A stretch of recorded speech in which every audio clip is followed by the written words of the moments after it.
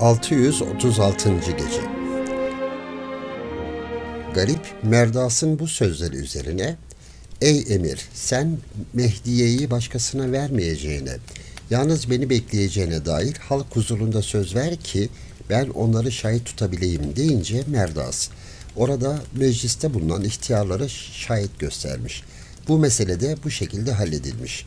Tam evden biraz uzaklaşmış ki kendisine candan bağlı 200 arkadaşı ki her birisi birer orduya bedelmiş, yolunun üzerine çıkmış ve "Ey garip, biz de seninle beraber gelmek istiyoruz.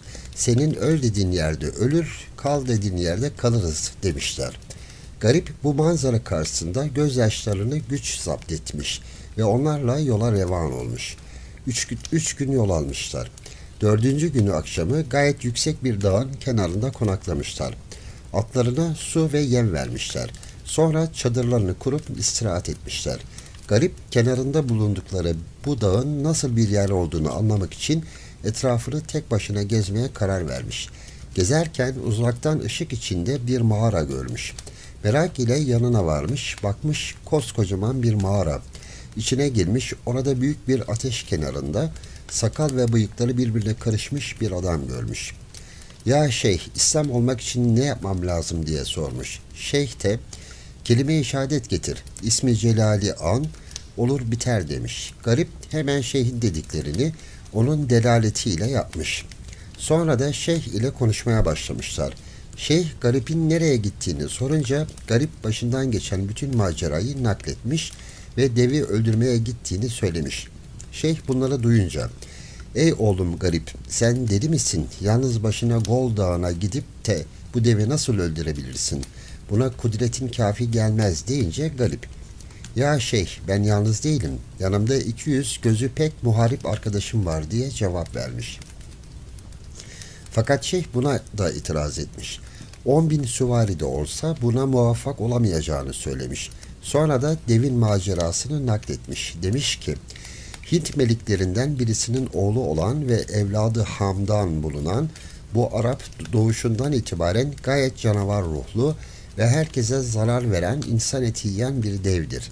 Babası bunu ıslah etmek için çok uğraşmışsa da muvaffak olamamış. Sonunda bu dağa gönderip orada terk etmiş. O gün bugündür bu dev oralardan geçen kervanları vurur, insanlarını yakalar, kendisine ziyafet çeker.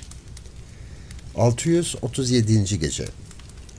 Dev orada kendisine göre bir hatun ile evlenmiş. Bundan 5 tane fil misali oğlu olmuş. Şimdi bu 7 kişi o dağın her tarafını haraca bağlamış. Gelen geçen kervanları soymak suretiyle gayet çok miktarda koyun, mal, mücevherat ve diğer şeyler biriktirmişler. Öyle ki o dağ koyunlarından ve sair şeylerden geçilmez olmuş. Fakat sen madem ki bunu kafana koydun ve İslam ile müşerref oldun, inşallah ona galip gelirsin. Şeyh bundan sonra yanında duran gayet garip 10 halkalı bir şey vermiş ki bu halkaları salladığı zaman sanki yer gök inlemeye başlamış. Ayrıca yıldırım taşından bir de kılınç vermiş ki en sağlam taşlara vurulduğu vakit onları 2 parçaya bölermiş. İşte şeyh bunları verdikten sonra garibe, "Haydi oğlum, Allah yolunu açık, kuvvetini yenilmez etsin. Devi imha et, ona galip gel," diyerek selamet demiş. Garip büyük bir sevinçle hemen arkadaşlarının yanına gelmiş. Arkadaşları onun gecikmesinden başına bir iş gelmiştir diye korkmuşlar. Geldiğini görünce hemen sevinç ve avazeleri atmaya başlamışlar ve nerede kaldığını sormuşlar.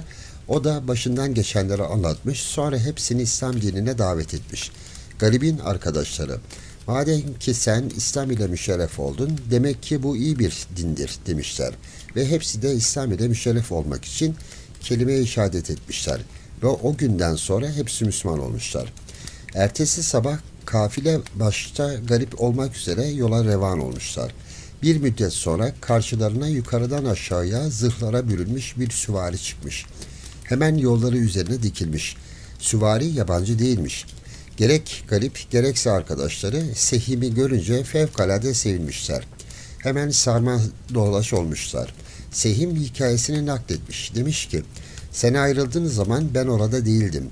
Geldiğim vakit Mehdiye'den gittiğini öğrendim. Hemen atıma atladım, sizi aramaya başladım. Allah'a şükür ki burada bulabildim. Garip bundan sonra Sehim'e İslam dinine girmesini teklif etmiş, o da kabul etmiş. Bu merasimden sonra hemen yola revan olmuşlar. Uzun bir yolculuktan sonra Mahut Gol dağının hududuna varmışlar. Dev ise bunların geldiklerini uzaktan atlarının çıkardığı tozdan görmüş. Hemen çocuklarını çağırıp gidin şu kervanı bana yakalayıp getirin demiş. Çocukları derhal atlarına binip Garip ile arkadaşlarının üzerlerine varmış. Demişler ki ey insanoğlu şimdi hemen atlarınızdan inin, birbirinizin ellerini bağlayın, sonra da yanımıza gelin ki sizi babamıza götürelim. Onun hükmüne göre hareket edelim. Zira çoktandır buralardan kervan falan geçmedi deyince Garip küplere binmiş. Felhun adındaki bu dev yavrusuna cevaben şeyhin kendisine verdiği o 10 halkalı şeyi çıkarmış. Sonra yıldırım kılıcını çekmiş ve bir taraftan halkayı sallayıp yeri göğü sedası ile titretirken diğer taraftan da kılıç ile üzerine hücum etmiş. Ferhun gerek sesin korkunç tarakasından gerekse kılıcın çıkardığı şimşeklerden korkup geri kaçmış. Fakat garibin darbesinden kurtulamamış. Garip ona yıldırım kılıcı ile biraz dokunmuş. Felhun hemen yere düşmüş. Sehim koşmuş, ellerini ayaklarını gayet sağlam bir şekilde bağlamış. Bunu gören Felhun'un kardeşleri hemen garibin üzerine hücum etmişler. Fakat yıldırım kılıcı onların da haklarından gelmiş. 3 tanesi daha yakalanmış, elleri ve ayakları bağlanmış. 5.'leri de ağlayarak babasının yanına firar etmiş. Babası oğullarının geri gelmediğini, bunlardan yalnız bir tanesinin geldiğini görünce hemen yanına varmış ve ağabeylerini sormuş. O da başlarından geçen şeyleri anlatmış. Gol Dağı'nın devi bunu duyunca hırsından deliye dönmüş. Hemen oracıkta bulunan gayet ulu bir ağacı yakaladığı gibi köküyle birlikte yerinden sökmüş ve garibin üzerine gitmiş. Fakat onları da aynı şekilde yakalayıp bağlamışlar. 638. Gece. Sonra hepsi birden devin mağarasına gitmişler. Garip içeriye girdiği zaman gözlerinin gördükleriyle şaşkına dönmüş. İçeride neler varmış ki? Koskoca bir hazine, her türlü mal ve emtia, içkiler ve mağaranın dibinde de birbirlerine yabancı 1200 kervancı elleri ve ayakları bağlı dururmuş. Garip hemen devin tahtına oturmuş. Sonra onun huzuruna getirilmesini söylemiş. Dev huzuruna getirilince "Hey zalim ve gaddar iblis, sen kendini ne görürsün?"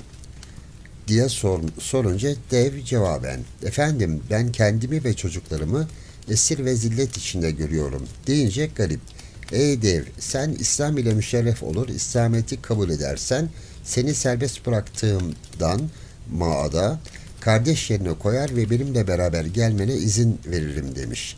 Dev de bunu kabul ve İslam ile müşerref olmak için kelime-i şehadet getirmiş. Asıl adı Sadan olan dev, garibin işaretiyle serbest bırakılmış. Tabii çocukları babalarına tabi oldukları için onların da ayak ve elleri çözülmüş. Bundan sonra gerek Sadan ve gerekse çocukları hemen garibin ayaklarına kapanarak hiçbir surette emrinden dışarı çıkmayacaklarına söz vermişler. Garip de onlara iltifat ve burada bulunan 1200 yabancı adamın maceralarını sormuş, Sadan da anlatmış. Demiş ki, bunları muhtelif yerlerden yakaladım. Hem bunlar yalnız değillerdir. İçeride Acem Şahı Şapur'un kızı Fahri Taç da vardır ki mahiyetinde 100 tane cariye ile beraberdir. Garip bunu duyunca Şah Şapur'un kızını nasıl esir ettiğini merak etmiş. Sağdan da anlatmış. Efendim, buralarda yiyecek ve soyacak hiçbir şey bulamadık. Bir gün oğullarım ve karım ile birlikte yağma edecek mal aramak için çıktık. Yolumuz bizi Acem diyarına götürdü. Orada gezerken uzaktan büyük bir toz bulutunun kalktığını gördüm. Hemen çocuklarımdan birisini bunu anlamak için gönderdim. Geldiği zaman onların Acem Şahı Şabur'un kızı ile 2000 maiyet askeri olduğunu söyledi. Hemen üzerlerine hücum ettik. Bunlardan 800'ünü tek telef ettik. Geri kalanını da esir ederek buraya getirdik. Garip bu hikayeyi dinledikten sonra Sa'dan ile kalkmış, onun kılavuzluğu ile Fahri Tac'ın bulunduğu yere gitmişler. Garip içeriye girdiği zaman dünyanın en güzel kızı ile karşılaştığını anlamış ve içine bir aşk ateşi düşmüş. Fahri Taç da garibi gördüğü zaman içinin yandığını hissetmiş. Hemen ellerini öpmek için yerinden kalkmış. Fakat garip ellerini vermemiş. Bunun üzerine Acem Şahı'nın kızı ayaklarına kapanmış ve ''Ey kurtarıcı, benim ırzım şimdiden sonra sana emanettir'' diye ağlamaya başlamış. 639. Gece. Garip Fahri Taç'ın ağlamasına dayanamamış ve ''Ey Fahri Taç, bundan sonra hiçbir şeyden korkma. Ben seni babanın memleketine kadar gönderip kendisine teslim edeceğim ve senin kılına ki hiç kimse dokunamayacaktır'' dedikten sonra onu ve cariyelerini almış, arkadaşları ile Sehim'in yanına varmış. Hemen Acemlerle kervancıların ellerinin ve ayaklarının çözülmesini emretmiş.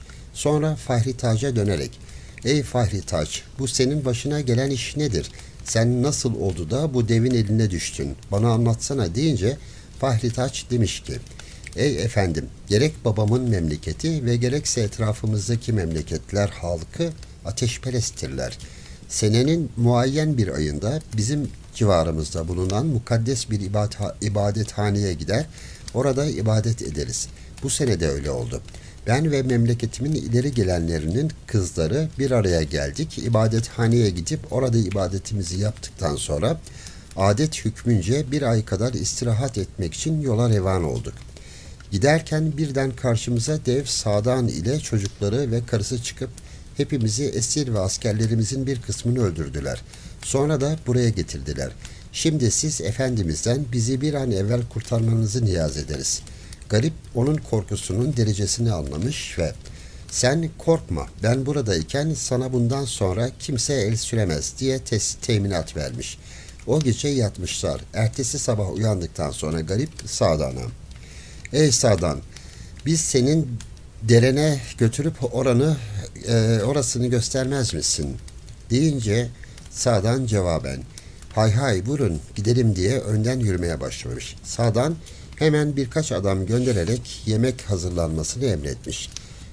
Garip maiyetiyle birlikte dereye vardıkları zaman hepsinin ağızları hayretten açık kalmış. Zira burası her nevi suları, meyveleri ve yeşillikleri ile adeta yeryüzü cennetiymiş. Garip burasını o kadar beğenmiş ki adeta büyülenmiş. Hemen adamlarına Fahri Taç'a bir otağı kurulmasını ve her türlü istirahatının temin edilmesini söylemiş.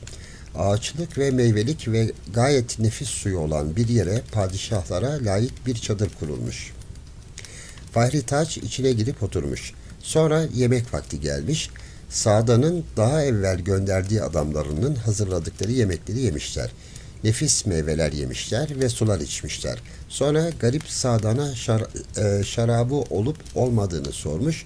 O da cevaben bir havuz dolusu şarap vardır deyince hemen desti desti şarap getirilmiş, içilmiş, eğlenilmiş. Ancak eğlencenin en güzel yerinde garip Mehdiye'nin aşkı ile inlemeye başlamış.